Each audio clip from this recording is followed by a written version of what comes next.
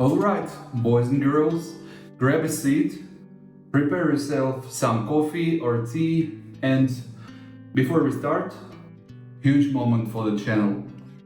This is the first time ever a studio sent me a review key. It literally just appeared in my inbox. Hopefully that wasn't a cat walking across the keyboard by accident. I feel like I have unlocked some achievements in my life. So naturally, I did what every responsible adult would do. I played the game for 6 hours, straight like a man possessed. Forgot to eat, forgot to blink, but it's totally worth it. The game is called Cats and Cups, a cozy café simulator where you, a humble barista, serve a town full of fluffy little cats and 2 extremely annoying dogs. So, Cats and Cups game is basically a cooking simulator, time management chaos, a little bit of dog mafia, and lots of why am I clicking so fast, I'm not even getting paid for this. Your cafe day lasts a little over 4 minutes, because cats live in a better world where they only work that long.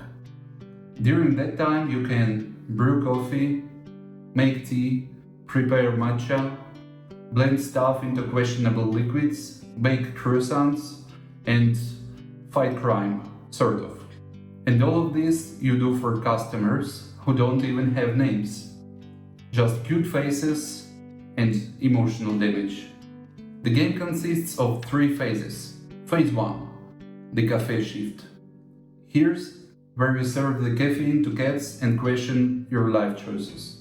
You get up to 3 clients at once, and each one wants something very specific, like I want a nice extra matcha milk drink with 2 syrups and a sprinkle of stress. And to prepare drinks, you use a collection of tools that make me feel like a real barista, sort of. You got coffee grinder, where you grind beans and your hopes. Espresso machine, my personal enemy because it's broke so often. Water machine, hot water, cold water, that's what all cats drink. Ice machine, ice for drinks or for your forehead after a stressful shift. A fridge with milk, which tends to run out very quickly. Coffee brewer, blender for transforming ingredients into something legally considered a drink. Matcha station, where you make green powder magic. Turkish coffee station, because devs are from there. Tea station, 4 types of tea, none of which I remember. Mini oven, for a policeman, but we'll talk about that later. Towel, I didn't use it a single time, 6 hours, didn't even know it existed.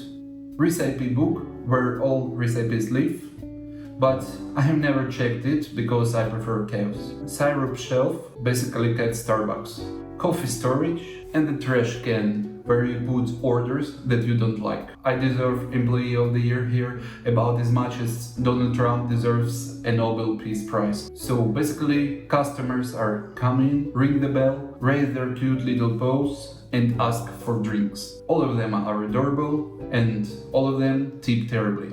But the real drama begins when the special visitors show up. You can call any of them on the phone, by the way. First one is the milk cat. This dude brings fresh milk. Legend. Hero. Probably lactose intolerant. The mechanic. Mikatic.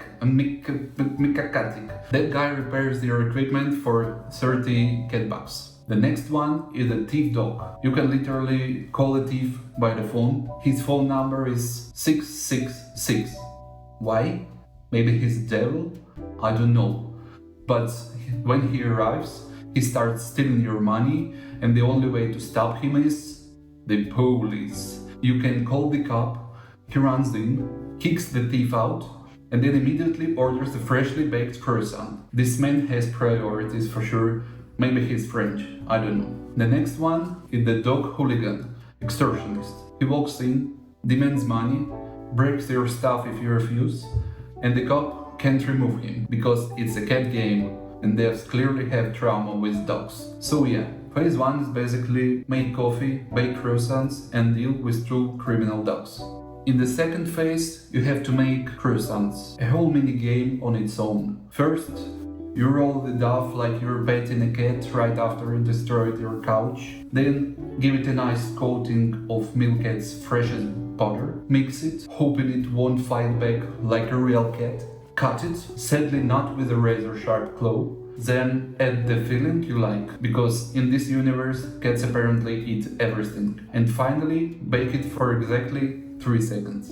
And honestly, this part is kinda relaxing. If the café phase is chaos, the croissant phase is pure ASMR for the soul. Finally, phase 3.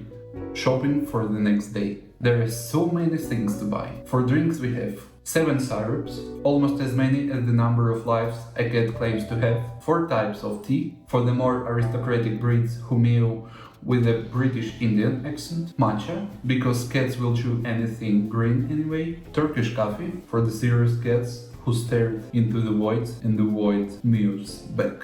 Whipped cream, basically a luxury whisker conditioner. Coffee beans, obviously it's a coffee shop, not a litter box. Small cups, for elegant, minimalistic cats. Large cups, for cats who are big boned, according to their veterinary doctor. Straws, hopefully they won't end up wearing half of the drink on their fur. Croissant ingredients include cheese, perfect for cats who adore dairy but whose stomachs immediately regret the decision. Ham, because cats will always pick the most calorie-dense option possible. Honey, just pray their tail doesn't get stuck to the counter afterward. Chocolate, someone should gently remind the devs this is not recommended for actual cats. Caramel, cats can't taste sweetness anyway. Salt, for when the regular kibble didn't provide enough. Hazelnut and pistachio, ideal for moments when their fur decides to become a permanent throat accessory. And strawberry, finally something from the list cats can actually have without calling the publins. Then you have 3 special shops. Furniture shop, buy cute stuff to make your cafe cozy and pretend you're not dying inside. Tech shop, upgrade machines so they break slightly less often. Perk shop, this one is crazy. You can buy tax exemption, this is cat paradise literally, fast dialing on your phone so you can call a thief even faster, and the most expensive thing, buy the entire cafe and own it. This is our final goal in that game. There's also a quest board where you can do missions and get lottery tickets. The lottery is a scratch card with 20 circles. You scratch until you get 3 similar ones. My luck, $50. My wife's luck, 1000 cat bucks instantly. So what can I tell you about my personal experience with that game? It took me around 6 hours to buy the cafe and finish the main goal. I didn't upgrade everything because I got tired of making fancy drinks. At some point I said, no more iced caramel, coconut, vanilla dreams. You get croissant and you get croissant. Everyone gets croissant. That was my tactic. I started mass producing croissants with Dubai chocolate, calling the police on purpose and selling them for 60 cat bucks each. It became a business model. By hour 4, I wasn't brewing coffee anymore. I was a croissant industrialist, pastry god. Every complicated customer that walks in and asks for a multi-ingredient drink, I kicked them out. No penalties, pure profit. Eventually, I bought the cafe, hired a cat barista to suffer in my place, and took a vacation. A well-deserved catcation. Overall, if you like cozy games, cute drone art, relaxing music, short sessions for 1 or 2 evenings, then Cats in Cups is honestly a great little experience. But if you want some action, or if for some reason you hate cats, which is suspicious, then skip it. For everyone else, pour yourself a cup of something warm, relax, and enjoy the game. And hey, since the developers were kind enough to send me a key, my first ever, maybe, just maybe, I'll give away a few keys more if they send them to me. So write a comment, tell me your favorite kind of coffee or your favorite cat, and if the devs send extra keys to me, I'll do a little giveaways for you guys. So thanks for watching, bye bye.